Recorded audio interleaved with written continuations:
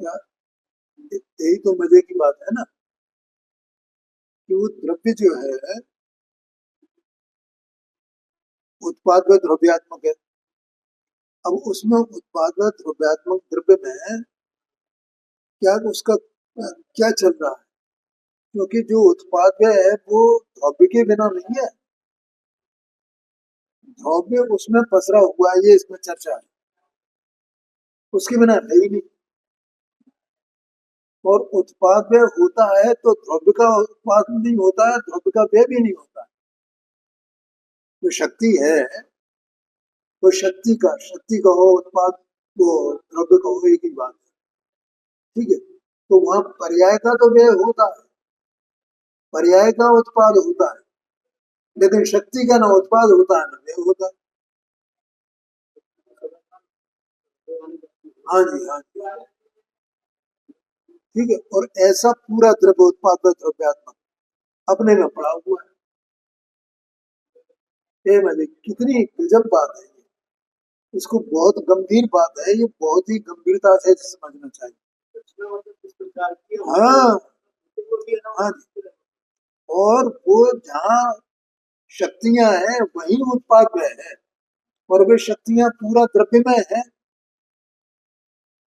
ठीक है, तो वो शक्तियां द्रव्य में है तो उत्पाद में भी वही है ना, कहीं उत्पाद में बाहर हो और शक्तियां अलग हो, ऐसा तो है नहीं।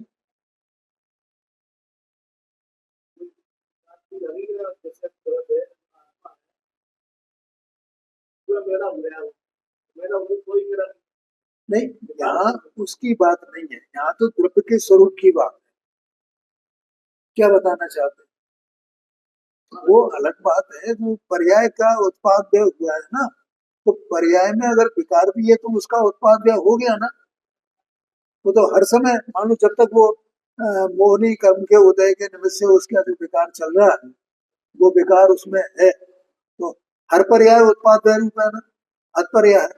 तो हर पर्याय उत्पाद व्यय रूप है, तो हर पर्याय में वो हो रहा है विकार, और पर्याय के नाश के साथ ही तो वो उसका वो जो विकार पर्याय में हो रहा है उसका नाश हो रहा है। ठीक है, और हर पर्याय में उसका उत्पाद हो रहा है। लेकिन कोई समय ऐसा आवे जब ये जीव वस्तु स्वरूप को समझ ले और ऐसा समझे कि ये उत्पाद मेरा तो है ही नहीं, ये व्यय मेरा नहीं, मैं तो त्रिकाली परंपरा में भाव वस्तु हूँ ना, उसको जाना है उत्पाद व्यय को। लेकिन उत्पाद व्यय होने से मेरा उत्पाद नहीं होता है, मेरा व्यय नहीं होता है, क्योंकि मैं तो द्रव्य हूं ना, तो द्रव्य का कहाँ उत्पाद हुआ, कहाँ व्यय हुआ है।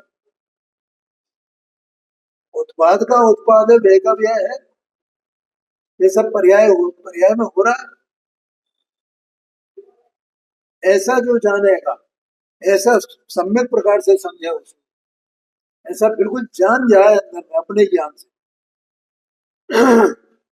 तो बोलो उसका जो विकार था वो रहने वाला है क्या, तो विकार गया पर्याय में से, पर्याय का उत्पाद है फिर भी है। विकार हो तो उत्पाद है, विकार नहीं हो तो उत्पाद है। हाँ जी, बिल्कुल। और शक्ति का ना उत्पाद होता है ना शक्ति का व्यय होता है। शक्ति योगी जो काम रहती है, शक्ति के बिना उत्पाद व्यय होता नहीं है, शक्ति के बिना हो जाएगा उत्पाद व्यय। जैसे आत्मा में ज्ञान शक्ति है, ज्ञान स्वभाव है, ज्ञान शक्ति का ज्ञान स्वभाव हो, तो इसमें जानने का कार्य हो रहा है, तो जानने का कार्य कैसे हो रहा है, शक्ति के बिना हो जाएगा क्या जानने का कार्य। कोई क्या पर्याय तो अलग है, परिणति तो अलग है। अरे परिणति पर्याय कैसे अलग हो जाएगी भाई, तो उसमें कार्य उसी में चल रहा है या बाहर चल रहा है। और वो जो कार्य चल रहा है तो वो अपनी शक्ति का अनुविधायी है क्या नहीं वो कार्य, समझ गए ना। शक्ति का अनुविधायी मान शक्ति से ही चल रहा है ना, शक्ति उसमें पसरी हुई है ना, हर उत्पाद में शक्ति पसरी हुई है, हर उत्पाद में शक्ति पसरी हुई है नहीं। हाँ जी,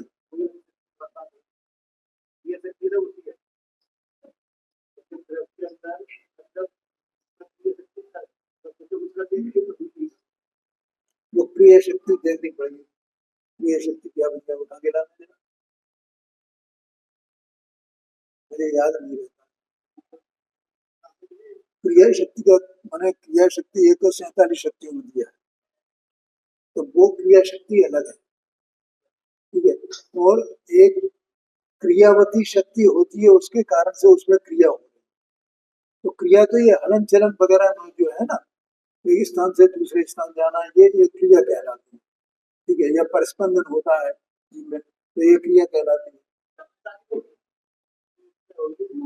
हाँ, इसमें ही हो सर, ठीक है। तो इसमें वो क्रियावती शक्ति का तो इसमें भी चर्चा आएगी, और एक क्रिया शक्ति अलग है।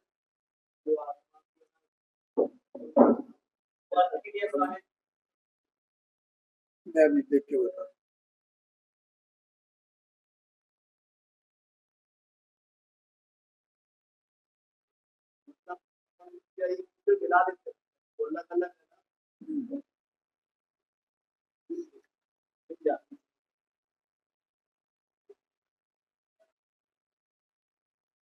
अभी देख के बताता हूँ।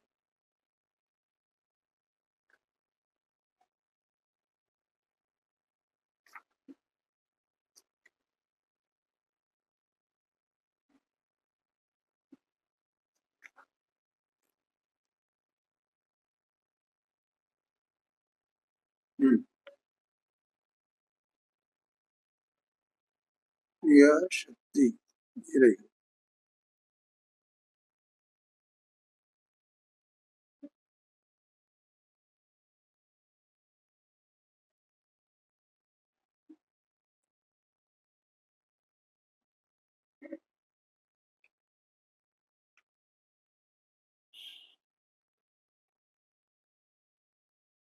उनतालीसवीं तो भाव शक्ति है और 40वीं क्रिया शक्ति है। 39वीं भाव शक्ति में प्रत्येक समय की प्रत्येक पर्याय को अभिन्न षटकारकों से भी निरपेक्ष बताया जा रहा है। भाव शक्ति का मतलब अभिन्न षटकारकों से, षटकारक तो अभिन्न है उसके, कर्ता कर्म करण क्रिया वगैरह वगैरह। ध्यान रहे, अभिन्न षटकारकों से निरपेक्षता विकारी पर्याय संबंधी ही ग्रहण करना, क्योंकि सम्यक दर्शनादि निर्मल पर्यायों से सापेक्षता अगली क्रिया शक्ति में स्पष्ट की जाएगी। अविकारी पर्याय संबंधी कोई उल्लेख नहीं है 39वीं शक्ति में। सामान्य रूप से ही अभिन्न षटकारकों से निरपेक्षता का कथन है, तथापि 40वीं शक्ति में निर्मल पर्याय संबंधी अभिन्न षटकारों की सापेक्षता का कथन होने से यह सहज ही फलित हो जाता है कि 39वीं शक्ति और 40वीं शक्ति, 40वीं शक्ति क्रिया शक्ति है। तो क्रिया शक्ति का मतलब क्या हुआ कि जो उसके अभिन्न षटकारक है ना, तो वो उनके कारण से, माने एक जो समय समय जो क्रिया चल रही है या उत्पादन चल रहा है इसमें वस्तु में निर्मल पर्याय, ठीक है, उसमें 6 कारक लागू होते हैं। एक एक समय की जो पर्याय है उस पर्याय में 6 कारक लागू होते हैं, ठीक है। अच्छा, 39वीं नंबर की भाव शक्ति है, उसका क्या अर्थ है कि उसमें निर्मल पर्याय में तो बेशक लागू होते हैं अभिन्न षटकारक, लेकिन विकार के साथ में वे लागू नहीं, ठीक है। माने आत्मा विकार का कर्ता नहीं है, आत्मा में जो क्रिया होती है वो विकार का कर्ता नहीं है, बताता ऐसा है। तो क्यों विकार का कर्ता क्यों नहीं है, वो परद्रव्यजन्य है ना, उसे तो वो तो एक तरह की छाया जैसी है उसमें जो विकार हुआ है। ये तो जीव अज्ञान के कारण से उसको अपना मानता है। जैसे अपनी छाया पड़ती है ना जमीन पे, तो अपन उसको अपनी मानने लगे, ये मेरी छाया है, ये मेरी छाया है, बल्कि छाया बल्कि मैं ही हूँ ये, ऐसा माने। जैसे दर्पण का उदाहरण नहीं लेते हम, दर्पण में अपना चित्र बना, तो अपन क्या मानते हैं मैं ही हूँ, मैं हूँ, ऐसा मानते हैं ना, ए मैं हूँ, ये मेरा चेहरा। तो वैसी स्थिति, वो दर्पण में टिकने वाला है, वो है तेरा चेहरा?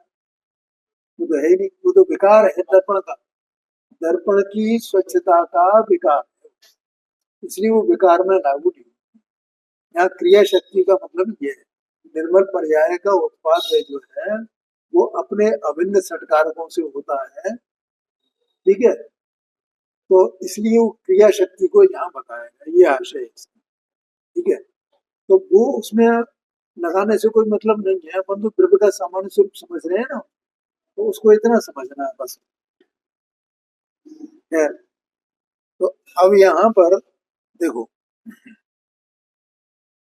क्या बात चल रही है यहाँ पर, कि वस्तु जो है उत्पाद व द्रव्यात्मक, ठीक है। अब उत्पाद व द्रव्यात्मक वस्तु में जो पूरी अभिन्न है, अभेद है वस्तु, उसमें कोई भेद नहीं है। उत्पाद व द्रव्य तीनों को धारण करने वाली एक अखंड अभेद वस्तु, सामान्य वस्तु। तो सामान्य वस्तु में ये तीन भेद हैं, उत्पाद में द्रव्य रूप से, उसी के भीतर सब चल रहा है पूरा का, उसमें ही वस्तु है, ठीक है। उत्पाद में द्रव्य वो उस वस्तु में ही है, उसमें कोई भेद नहीं। अब जो उत्पाद में हो रहा है, तो उत्पाद में उसकी जो शक्तियां हैं, ध्रुव है, अन्वय शक्तियां, यहाँ अन्वय शक्तियां कहा है, तो अन्वय माने कि वो पूरे द्रव्य में है ना, तो वे अन्वय होने से वे द्रव्य में भी है और पर्यायों में भी हो, उत्पाद में भी अन्वय है ना, अन्वय शक्ति कहा गया उसे। तो अन्वय अब ऐसा तो नहीं है तो वो शक्ति जो है वो उत्पाद में हो रहा तो उसमें नहीं हो, आया कि नहीं आएगा? वो उत्पाद अन्वय शक्ति, और अन्वय का एक और दूसरा अर्थ है कि जितनी शक्तियां हैं वे सब एक दूसरे के लिए अन्वय ही है। एक एक शक्ति द्रव्य की रचना कर रही है ना, दोनों शक्तियां है ना, तो वे सब अन्वय रूप है ना, परस्पर में भी अन्वय रूप है ना, अपने उत्पाद के लिए भी अन्वय रूप है ना, क्योंकि वे शक्तियां नहीं होंगी उत्पाद की रचना भी कैसे होगी, कैसे होगी बताओ, पर्याय की रचना कैसे होगी? पर्याय की रचना भी करने वाले भी है, नहीं तो पर्याय का परिणाम कैसे होगा, वस्तु की पहचान कैसे होगी? समझ में आया कि नहीं आया? ये अन्वय शक्तियां, तो आप समझ लो कैसी अन्वय शक्तियां, नहीं आएगा?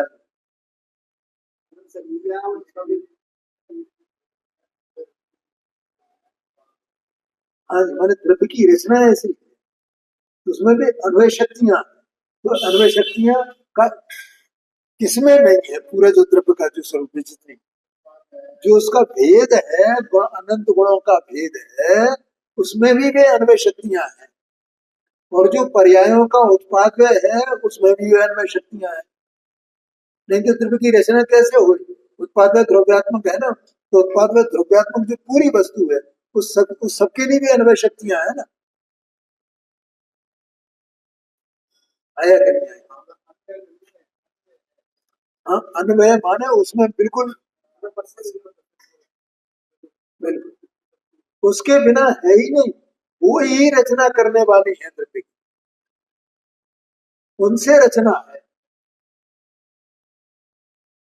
ऐसा समझना। द्रव्य अन्वयी है और वे शक्तियां अन्वय है, सब ऐसा है, ठीक है। जैसे सोना है, तो सोने में जो पीलापन है, मान लो एक गुण है, तो वो पूरे में पसरा हुआ है कि नहीं पसरा, ठीक। अब सोने की जो जो अवस्था हो रही है उस अवस्था में वो पीलापन है कि नहीं है? अब एक अवस्था में बैठ तो आप तो पीलापन बढ़ जाएगा क्या? दूसरी अवस्था आ गई तो उसमें पीलापन है कि नहीं? इसका मतलब वो उसका वो अन्वयपना पीलेपन का उसमें भी है। हाँ, ये अन्वय शक्तियां हैं। ठीक है, और अवस्था बदल जाए, उसका उत्पाद व्यय हो जाए, उसका उत्पाद हो जाए, उत्पाद हो व्यय हो, उत्पाद व्यय हो, उत्पाद हो व्यय हो, और शक्ति उत्पाद शक्ति का ना उत्पाद होता है ना व्यय होता। शक्ति क्यों की क्यों रहती। तो आप ये समझ लो उत्पाद व्यय कितना क्षुद्र है एक दृष्टि से देखें तो, क्योंकि द्रव्य में कुछ होता ही नहीं उत्पाद व्यय से, और उत्पाद व्यय के बिना द्रव्य है नहीं।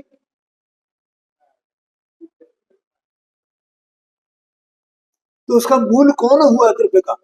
ये जो अन्वय शक्तियां हैं वही तो उसकी मूल हुई। उत्पाद व्यय के बिना वस्तु नहीं है, लेकिन वो उत्पाद व्यय कितना क्षुद्र है, माना वो दृष्टि में रखने लायक नहीं है वो उत्पाद। ये बात है, मैं कौन हूं फिर? अन्वय शक्तियों का पुंज, जिसका कभी नाश होता ही नहीं है, जो हर पर्याय में मौजूद है ना। मेरा मरण कहाँ होता है, मेरा व्यय कहाँ होता है? व्यय तो उसका होता है पर्याय का, उत्पाद किसका होता है? पर्याय का। तो मुझे किसकी महिमा आनी चाहिए? उत्पाद की महिमा आनी चाहिए, व्यय की महिमा आनी चाहिए? अरे क्षुद्र चीज है वो।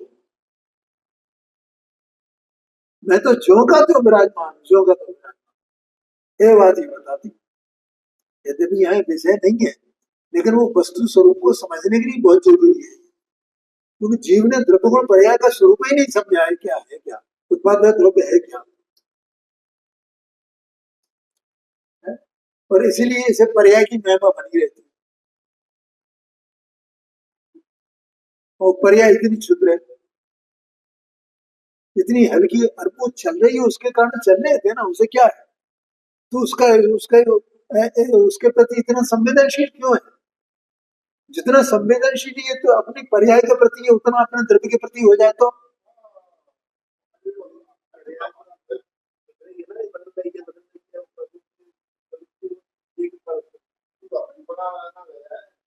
नहीं, इसका पर्याय में एकत्व है, देख कुछ नहीं रही है, पर्याय में एकत्व है इसका। मैंने ये शुभ भाव कर लिया, मैंने ये शुभ भाव कर लिया, मैंने ये कर लिया, मैंने अरे समझ गया ना, तो उसमें मैं पना करता है पर्याय में, वो अनादि का एकत्व उसमें पर्याय पड़, उसे क्षुद्र माना ही नहीं है। ज्ञानी को संबर निर्जरा मोक्ष, मोक्ष की दूसरे को जो है, समय सार जी ने कहा स्वांग है, मतलब अब स्वांग कितना क्षुद्र होता भैया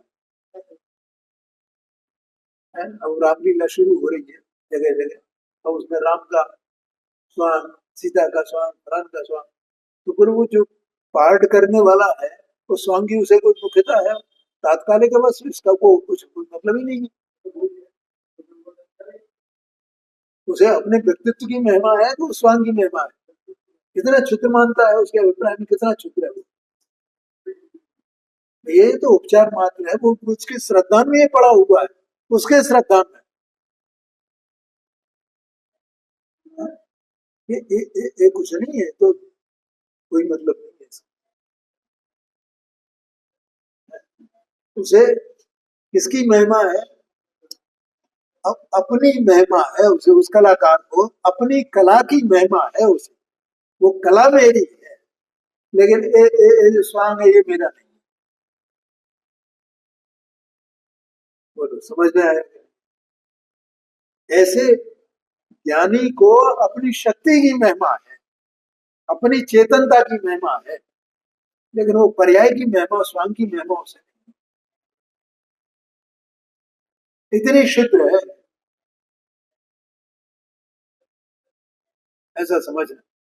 शुद्र का अर्थ से जानते हो ना?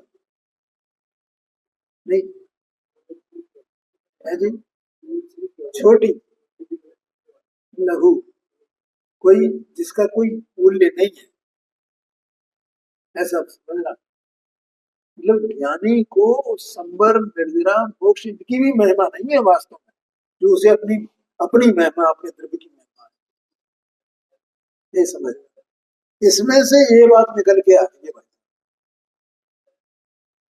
नवीन, एक ग्रंथ इनको दे दो, देख लेंगे। हाँ, क्योंकि वो देखे बिना समझ में नहीं आएगा। तो ग्रंथ सामने होना चाहिए। ये तो पूज्य गुरुदेव श्री का हमारे ऊपर इतनी अनुकंपा है। अरे ग्रंथ के बिना क्या बताया जाए है? हाँ, देखो कि काय की बात चल रही है, 226 पेज पर है।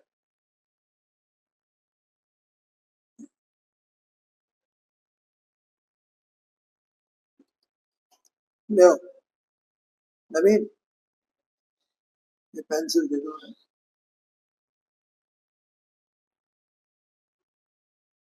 हाँ जी। अब देखो यहाँ क्या चर्चा चर्चा क्या चल रही, पहले तो द्रव्य का स्वरूप समझना भैया, कुछ भी हो जाए, ब्रह्मांड पलट जाए, लेकिन मैं इस पर अटल हूँ कि मैं द्रव्य के स्वरूप को समझूंगा ही समझूंगा। बस ये समझ लेना वो सम्यक दर्शन तेरे दरबार पर दस्तक देगा। इतनी बड़ी बात है ये। मैंने ये जो 80 नंबर की गाथा जब शुरू किया है ना, ये ऐसे ही शुरू नहीं किया है। मैं चाहता हूँ आप में से प्रत्येक इसको समझे, बिल्कुल एकदम निशंक हो जाए द्रव्य के स्वरूप के बारे में। द्रव्य के स्वरूप माने अपने स्वरूप के बारे में इतना तो अपने को बुद्धि हो ही गई है इतने दिनों से स्वाध्याय करते करते, कि भाई देखो ये देह तो न्यारी है और मैं न्यारा हूं। इतना तो सबको लग रहा है, लगने लगा है ना। है? यहाँ से जो बात चलती है तो उससे ऐसा था, ठीक है। अब वो मेरा द्रव्य कैसा है, यहाँ तो केवल द्रव्य की बात है। ठीक है, अभी उसके गुण क्या है, ये नहीं, सामान्य सामान्य द्रव्य का स्वरूप क्या है, ऐसा ऐसा मेरा स्वरूप क्या है। ठीक है, ये समझना है।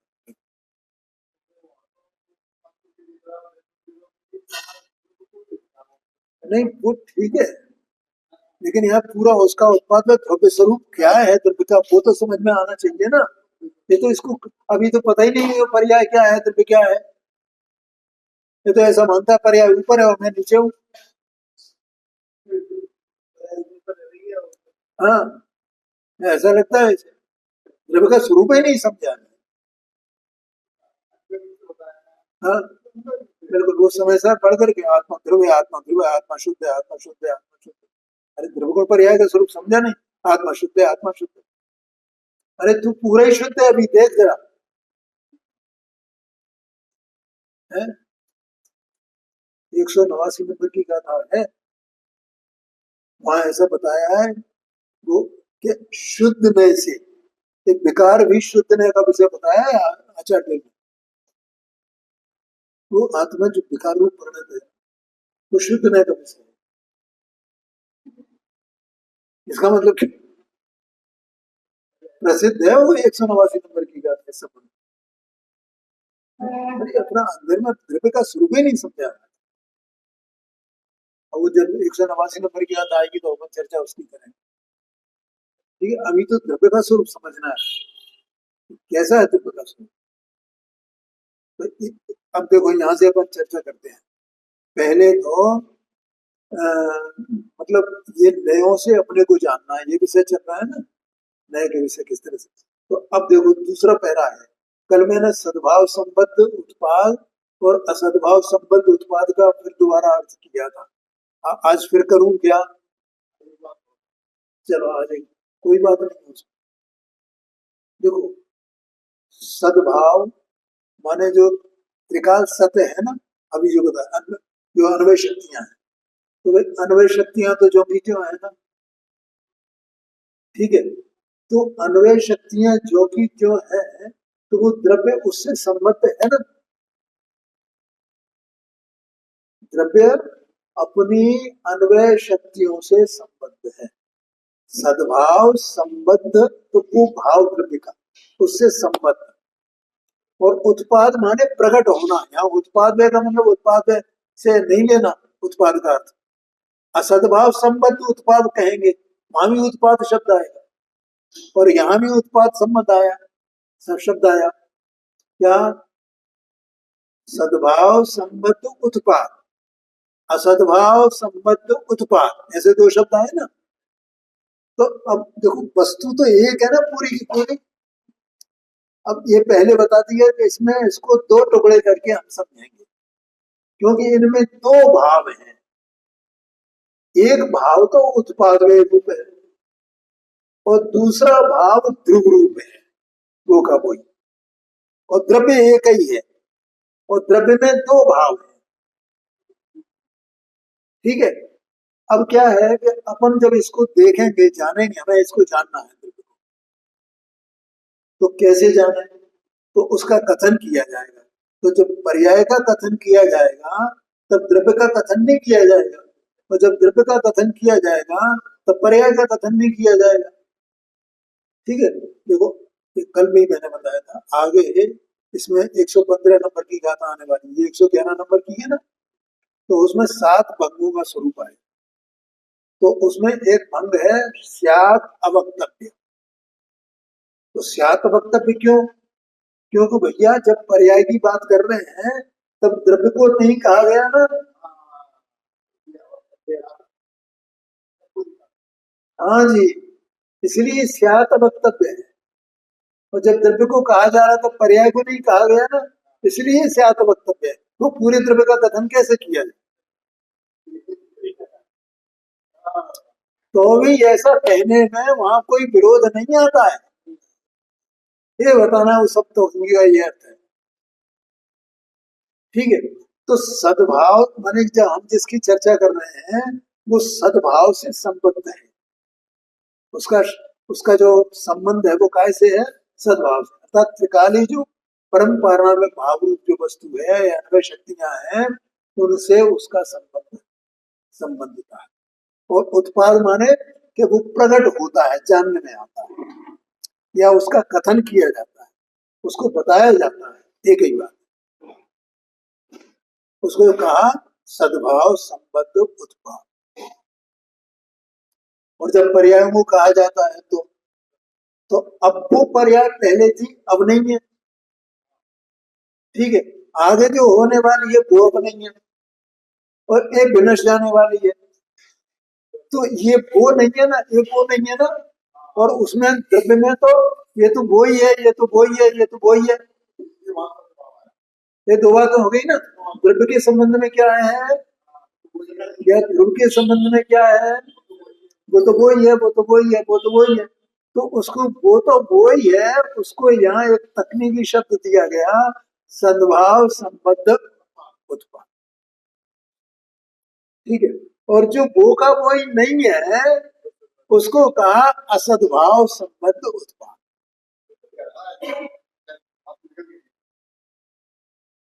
बस अब द्रव्य वो का वही है, सब सब सब उसमें है।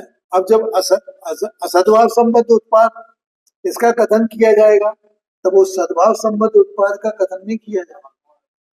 वो कौन है? वो वस्तु में से कुछ नहीं हुआ है, वस्तु तो जहां की तहां है, वो तो उसके बारे में कथन किया जा रहा है। इसी का नाम तो न है, वस्तु तो जैसी है तैसी तैसी पड़ी हुई है, उस वस्तु में भेद करके कथन किया जा रहा है, बस ये बात है। ठीक है। तो जो सद्भाव संबद्ध की चर्चा की जाएगी तो उसको उसका नाम है द्रव्यार्थिक में। और जब असद्भाव संबंध की चर्चा की जाएगी, कथन किया जाएगा, तब वो पर्यायार्थिक में है। वो कथन ही पर्यायार्थिक में है अपने में, वो कथन ही अपने आप में द्रव्यार्थिक में है। यहाँ तो उनका नाम बता दिया गया, इसलिए आपको भ्रम नहीं हो, ये आशय है। ठीक है। अब देखो यहाँ पे, अब जैसे द्रव्यार्थिक में का कथन हो तो क्या हुआ?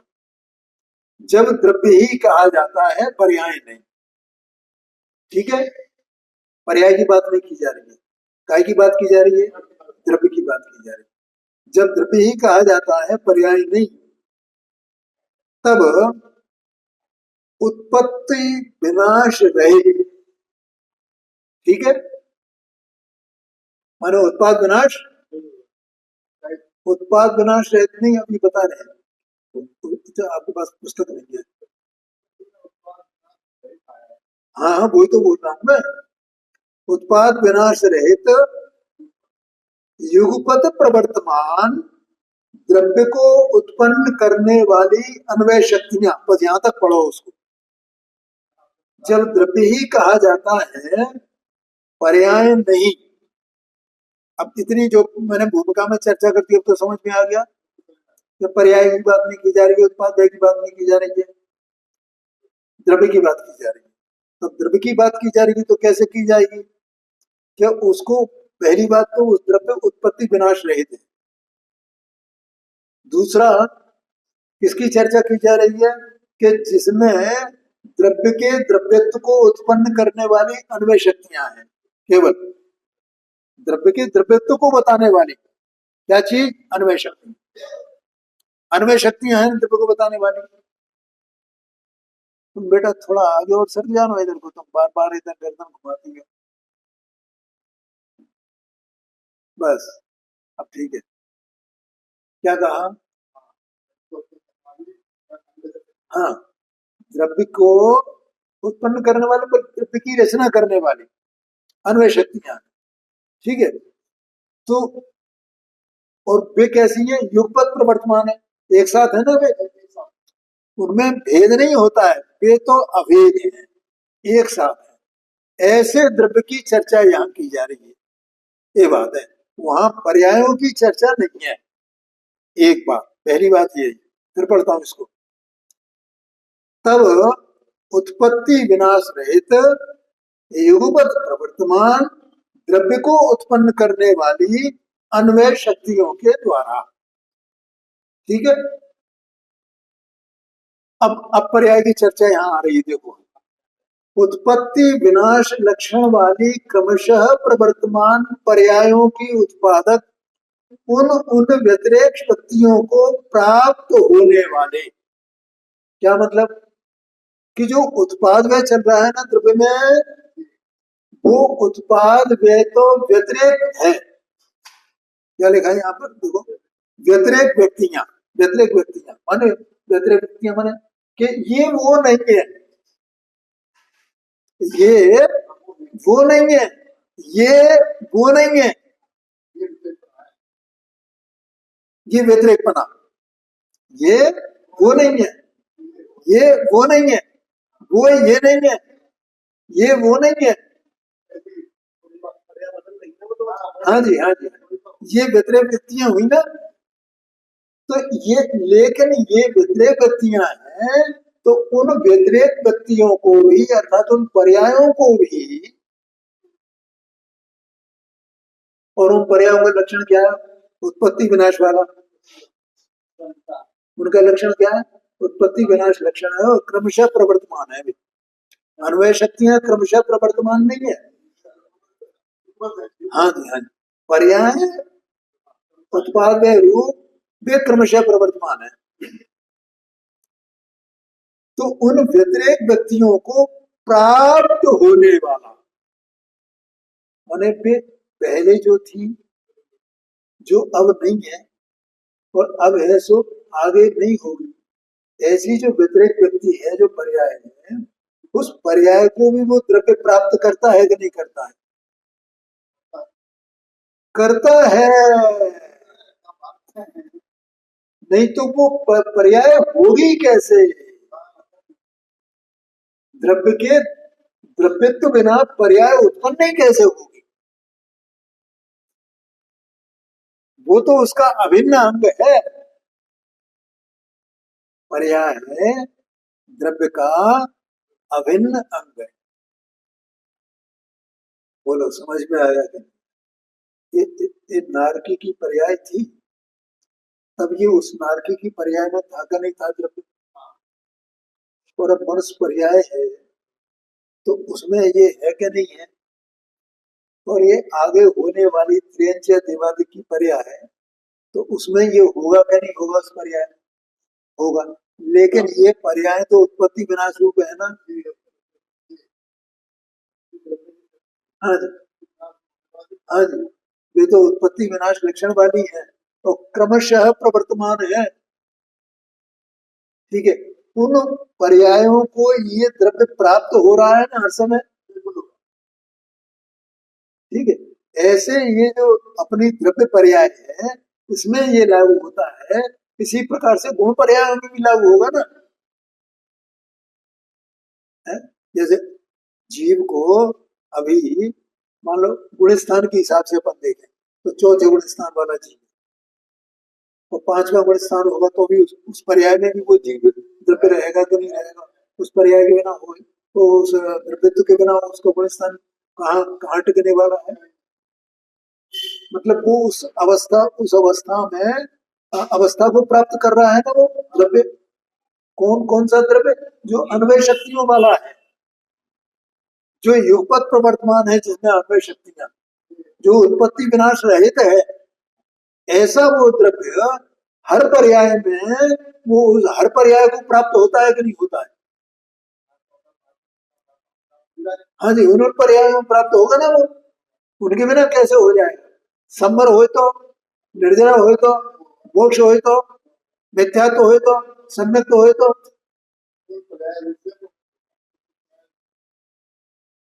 परिणमित नहीं होगा, उस पर्याय को प्राप्त होगा। उसके प्राप्त हुए बिना वो पर्याय उसकी कहीं नहीं जा सकती।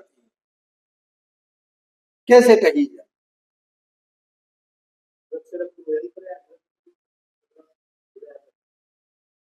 समझ में आया ना? देखो, बिल्कुल साधारण सा, ये शरीर है ना, ये कौन से द्रव्य की पर्याय है? उद्गत द्रव्य की पर्याय है ना। तो ये उद्गत द्रव्य जो अन्वय शक्तियों वाला है, वो इस पर्याय को प्राप्त किए हुए है कि नहीं किए हुए, और वो ध्रुव है कि नहीं है। और इस शरीर की अवस्था निरंतर बदल रही है ना।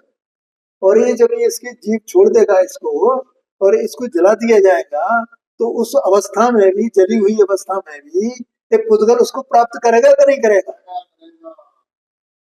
और ये अवस्थाएं तो पलटने वाली है, उत्पत्ति उत्पत्ति विनाश लक्षण वाली है। और पुद्गल, पुद्गल की जो अन्वय शक्तियां, उससे पुद्गल पुद्गल है ना। पुद्गल, जो पुद्गल है, द्रव्य है, वो अपने अन्वय शक्तियों के कारण से है ना, उत्पादय के कारण से नहीं है। है? लेकिन पुद्गल के जो अन्वय शक्तियां हैं, उसके बिना वो पर्याय नहीं है। उन पर्यायों के कारण ये द्रव्य नहीं है, लेकिन द्रव्य के कारण पर्याय है। और वो हर समय वो द्रव्य उन पर्यायों को प्राप्त कर रहा है। हाँ जी, हाँ जी। इतने दृष्टांत से समझ लेना भैया वस्तु का क्या स्वरूप है। और देखो, एक एक वस्तु अपने अपने स्वचतुष्टय में है। तो अपना आत्मा अपने स्वचतुष्टय में है ना, और ये अपने स्वचतुष्टय में है ना। तो इसके स्वचतुष्टय में ये सब चल रहा है ना। या उत्पत्ति विनाश लक्षण वाली व्यतिरेकी पर्याय क्रमशः प्रवर्तमान होने वाली है। उनमें हर समय ऐसा द्रव्य जो उत्पत्ति विनाश लक्षण से रहित है, जिस जो अन्वय शक्तियों वाला है, और जिसकी अन्वय शक्तियां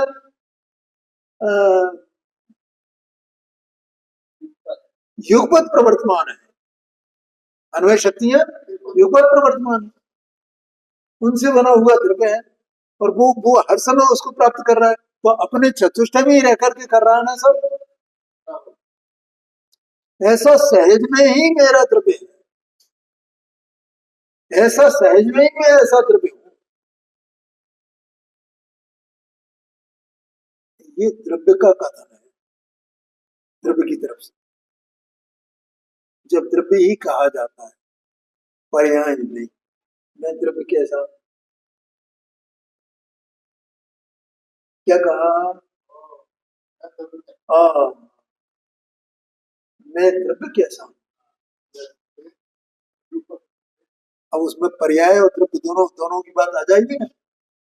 ये जो पर्याय है, जो उत्पाद विनाश लक्षण वाली है, क्रमशः प्रवर्तमान है और व्यतिरेकी है। ठीक है। उनमें ये जो चैतन्य वस्तु है या द्रव्य है, ये द्रव्य अन्वय शक्तियों वाला है। या द्रव्य ही कहा जाता है, अन्वय शक्तियों वाला है, युगपत प्रवर्तमान है और उत्पाद विनाश इसका लक्षण नहीं है, ऐसा ये द्रव्य अभी जो पर्याय कही गई उन पर्यायों को प्राप्त, ऐसा मैं द्रव्य हूं, ठीक है, उन पर्यायों को प्राप्त होता हूं, लेकिन मैं पर्याय रूप नहीं होता हूं, उन पर्यायों को प्राप्त होता हूं लेकिन मैं पर्याय रूप नहीं होता हूं, ठीक है। वे पर्याय उत्पाद लक्षण वाली है ना, तो उनका उत्पाद होता है, वह होता है, लेकिन मेरा न उनमें उत्पाद होता है न वह होता है, मैं द्रव्य उन पर्यायों को तो प्राप्त होता हूं, और पर्याय उत्पाद विनाश लक्षण वाली है, लेकिन तो भी उन पर्यायों को प्राप्त होने पर भी मेरा न उत्पाद होता है न विनाश होता, ऐसा मैं द्रव्य हूं।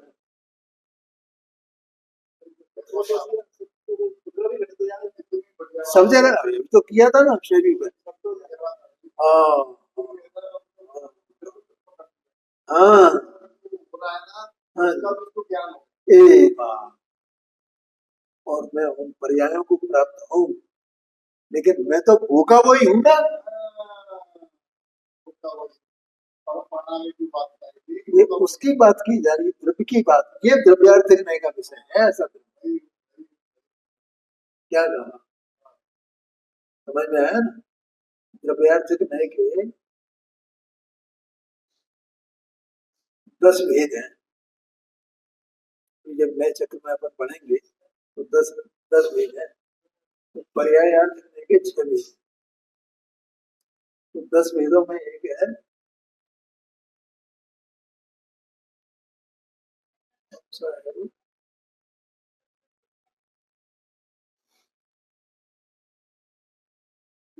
शुद्ध द्रव्यार्थ ने कहा जाता है, शुद्ध द्रव्यार्थ, परम शुद्ध द्रव्यार्थ, ऐसा करके। अब उसकी बात ये हो गई, ये द्रव्य देखो, और ये तो द्रव्य को यही पड़ा हुआ है। अब मैं, मेरा कर्तव्य क्या है, जब द्रव्यार्थ देखने की चर्चा की जाए, ये पर्यायों को छोड़कर एक अपने द्रव्य को समझ, पर्यायों को प्राप्त होने पर भी पर्याय पर्याय रूप नहीं होता। हाँ जी हाँ जी हाँ जी, हाँ ये बात, और पर्यायों को प्राप्त हुए बिना रहता नहीं हूँ, और पर्याय रूप होता नहीं हूँ, पर्याय उत्पाद में रूप है, मेरा उत्पाद होता नहीं, व्यय होता नहीं, कितने अजब गजब की रचना है द्रव्य की। तो यार दूध तो है, इसलिए बात का समझना है। हाँ हाँ जी हाँ जी हाँ जी हाँ हाँ जी, मेरा उत्पाद नहीं होता, और पर्याय को प्राप्त किए बिना रहता नहीं, और पर्याय का उत्पाद होता, मेरा उत्पाद होता नहीं, कितनी गजब, मैंने आप एक वस्तु की रचना देखी यार, कि उत्पाद हो ही रहा है और वस्तु में ही हो रहा है, और हर पर्याय जो है, हर पर्याय में वो उत्पाद वो द्रव्य जो पसरा ही हुआ है, उसके बिना वो उत्पाद है नहीं, पहले बताया था ना, उत्पाद द्रव्य का अभिन्न भाव संबंध, उसके बिना वो है ही नहीं, लेकिन तो भी उस रूप होता नहीं, कि मैंने ये देखो, आप उसका विचार करो, चिंतन करो, कितनी गजब बात है। हाँ हाँ जी हाँ जी हाँ जी हाँ जी हाँ जी, इसलिए तो द्रव्यार्थ पर्याय करने की चर्चा की गई है यहाँ पे। हाँ हाँ जी हाँ जी हाँ जी हाँ जी, वो द्रव्यार्थ देखने का विषय, यही बात है, वो द्रव्यार्थ देखने का विषय। अच्छा, द्रव्यार्थ देखने के भेद करेंगे, वो अलग चर्चा है बात, लेकिन यहाँ द्रव्यार्थ देखने का विषय क्या हो गया, वो विषय की यहाँ चर्चा की गई। तो देखो ये हो गया इतना, अब ये समझ में आ गया होगा, मैं समझता हूँ मैं। हाँ, अब मैं फिर पढ़ देता हूँ एक बार लास्ट में। जब द्रव्य ही कहा जाता है, पर्याय नहीं, तब उत्पत्ति विनाश रहित युगपत प्रवर्तमान द्रव्य को उत्पन्न करने वाली अन्वय शक्तियों के द्वारा। यहाँ उत्पन्न करना माने द्रव्य को प्रकट करने वाली, बताने वाली। ठीक है, बस इतना है उत्पन्न का मतलब। कोई वो उत्पन्न नहीं कर रही है। अन्वय शक्तियों के द्वारा उत्पत्ति विनाश लक्षण वाली क्रमशः प्रवर्तमान पर्यायों की उत्पादक उन उन व्यतिरेक व्यक्तियों को प्राप्त होने वाले द्रव्य को सद्भाव संबंध ही उत्पाद है। माने सद्भाव संबंधी वहां प्रकट होता है उसमें। समझ गया ना? सद्भाव संबंधी मान बोका वही बोका वही बोका वही, ये सद्भाव संबंधी प्राप्त होता है, उत्पाद है। सुवर्ण की भांति। अब यहाँ सुवर्ण का दृष्टांत दिया है, देखो। बस ये दृष्टांत पढ़ करके मैं समाप्त कर रहा हूँ। अब पर्याय पर्यायार्थ लिखने की बात कल चलेगी। जब सुवर्ण ही कहा जाता है, सुवर्ण, देखो सोना है तो बिना अवस्था के तो होगा नहीं, कोई भी अवस्था होगी। चाहे बिस्कुट वाली अवस्था हो, चाहे डली वाली अवस्था हो, चाहे अशुद्ध अवस्था हो, चाहे शुद्ध अवस्था हो, अवस्था तो होगी। कोई आभूषण की अवस्था हो, सुवर्ण ही कहा जाता है। बाजूबंद आदि पर्याय नहीं। तब